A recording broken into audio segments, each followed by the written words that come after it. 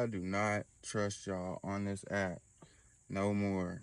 Let me give y'all my horror story with native products. Alright, I treat my hair like a crown that it is. I've literally had people come up to me telling me your hair is a work of art. It's not bragging, not boasting, that's just what it is. I've had people ask me, how long does it take you to grow your hair? How'd you get your hair like that? Just all different kinds of questions, right? So basically, about a month and a half ago, around the middle of August, I started using native products. I went down TikTok rabbit hole of just men's hygiene, and I saw a lot of different of the creators recommending native products, and specifically the coconut vanilla, right? I decided, I'm gonna give it a try. As soon as I started using the shampoo, I noticed the difference in the texture of my hair. My hair is pretty thick. If you see like this right here, this is probably like 5 locks that combine together, and you can see at the root back there, that's what it looks like. My hair was starting to thin. It's like really thick. The way my hair grows is just what they call freeform. Many of you who may not know what freeform locks are, you pretty much never get them retwisted. You just let the creation do what it does. They just grow like this. I might put a rubber band, like right now I just got one rubber band and it's kind of just holding all of these different locks, but that's what it looks like. Long story short, shampoo was starting to thin my hair to the point I've never had to combine my locks like this. Like, you see that? I was able to separate when it was wet. I was able to separate and pull another lock through there, because it's like I'm trying to get that thickness back. And I was just tripping.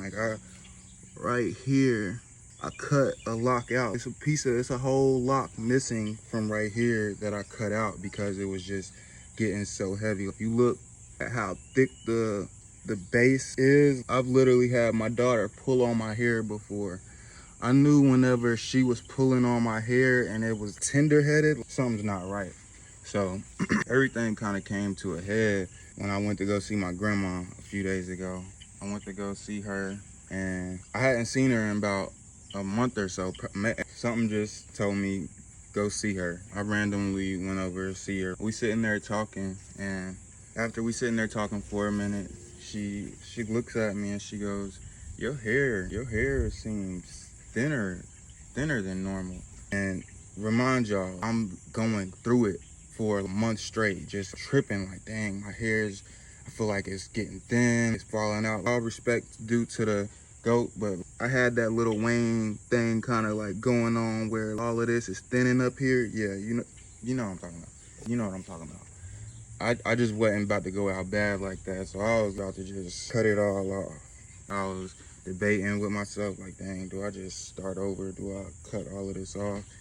But when my grandma said that, I tried to put this band back on, because I had it kind of partially up, but kind of tried to put it back like that. And she was still like, nah, it's not as thick as it usually is. So I leave there. Why do I go down a rabbit hole on TikTok?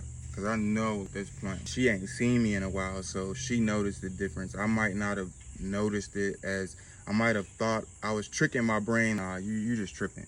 You just tripping. I done started researching hair oils, all natural hair oils, oil, almond oil, vitamin E oil, just different kind of stuff to get my hair back to health, right? I get home, I go down a rabbit hole on TikTok. I just search native hair shampoo problem. It is a whole thread. I'm talking about they have a whole class action lawsuit. I listen to y'all. Not only did I get one, not only did I get two, I got 4 different products from this company. This shit ain't cheap, right? And I'm not complaining about the cost, because I'll pay what it costs for self-care. You gotta take care of yourself. That's gonna cost. That's a given, right? But my thing is, when you marketing made with love, safe, simple, effective. And I'm not gonna lie, the minimalism aesthetic kind of drew me to it. It's just simple, look, it's clean. Then you look at the ingredients, It's got the scientific definition right here of what things should be, right? So you got water, then it says coca betine. When I can't, my grandma used to always tell me, if you cannot pronounce something, you shouldn't be putting it in or on your body, right? So that's like red flag number one. But I read right here, so they try to greenwash it and basically tell you cleanser derived from coconut oil, sodium chloride, table salt to thicken body wash, so on and so forth. But what they don't tell you is two of these ingredients, citric acid and I forget which other one exactly it is, but when you mix these two ingredients, they become one compound, and basically it's a cancer forming ingredient. Once you mix those two separate, they might be fine, but when you combine the two ingredients, it's almost like combining like bleach and vinegar, something you don't do because it creates a new chemical. Y'all, I'm telling y'all, I was about to pull my hair out. I'm thinking I'm going crazy. I was tripping to find out, not the body wash. I mean, I don't trust none of it now. And it's one other thing. And then as well, fragrance. When a company says fragrance, they don't legally have to tell you what's in it due to trade secrets. So they could be putting anything in it and saying fragrance. And I don't like that as well. I kind of want to be transparent to know what I'm getting.